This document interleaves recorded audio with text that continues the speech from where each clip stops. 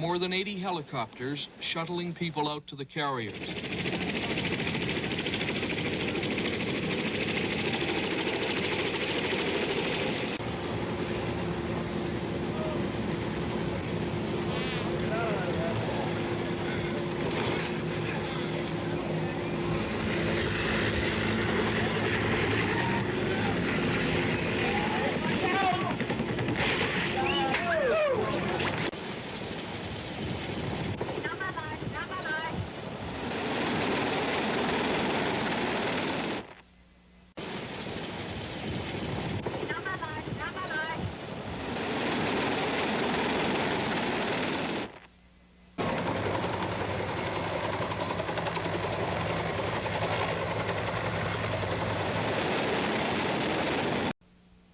Tuesday, April 29th. The streets of Saigon, usually jammed with traffic at the morning rush hour, are quiet. The attack by communist aircraft at Saigon's Tan Son Nhut Airport the day before has prompted a 24-hour curfew. And the only people on the streets are ambulance drivers and policemen. With communist forces only a few miles from the center of Saigon, the order to evacuate American nationals is given. Americans and citizens of third countries who have been guaranteed space on the airlift gather at assembly points for the bus ride to Tan Son Nhut Airport. But the buses have to be abandoned when helicopters at Tan Son Nhut come under fire from both communist and South Vietnamese troops. Heavy shelling at the airport destroys planes on the ground, and American Marines are killed by rocket fire. Journalists filming the action from the roof of their hotel see a South Vietnamese helicopter shot down near the grounds of the presidential palace. At least 10 people die in the crash. The American ambassador, Graham Martin, took personal control of the evacuation. Marines used smoke to signal helicopters they should land on the lawn behind the embassy walls, where they would be protected from ground fire.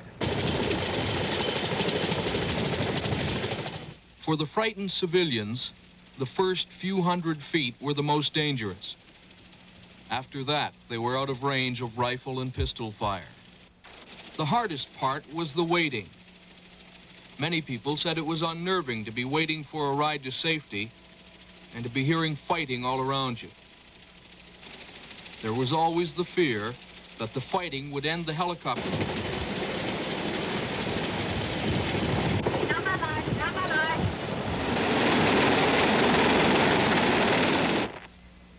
Those South Vietnamese not lucky enough to have been chosen for evacuation defied the curfew and stood outside the embassy gate, begging for a seat on the helicopters.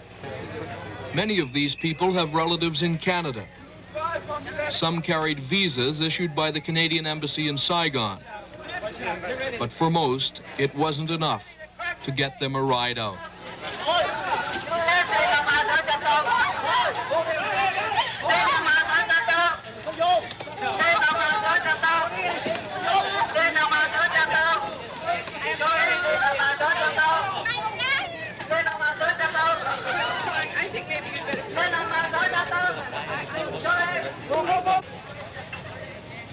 Embassy officials feared the crowd might again storm the gate, so they called in Marine reinforcements.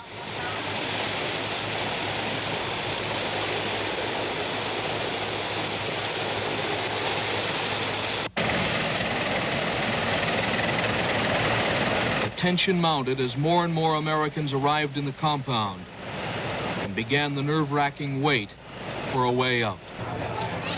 Americans who in better times flocked to the embassy pool for relaxation were back again. But this time they were anything but gay. As evening approached, Ambassador Martin emerged to join the others in making the flight to an American aircraft carrier some 40 miles offshore.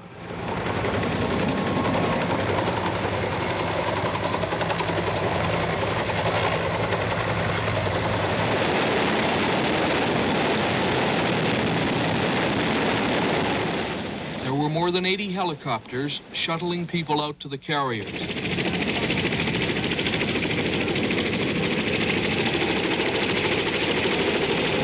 Everyone was searched before being allowed to join the other evacuees. South Vietnamese Army pilots flew their families to safety aboard the carriers as well. But because there wasn't room to store their helicopters as well as those flown by American pilots, the Vietnamese were forced to ditch their aircraft at sea. The pilots were picked up by American Navy rescue boats.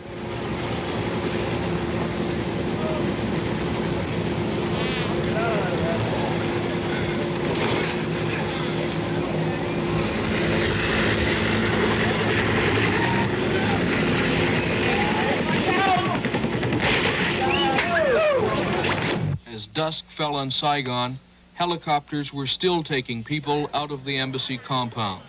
In all, approximately 7,000 people, most of them Vietnamese, were airlifted to safety during the 12-hour operation.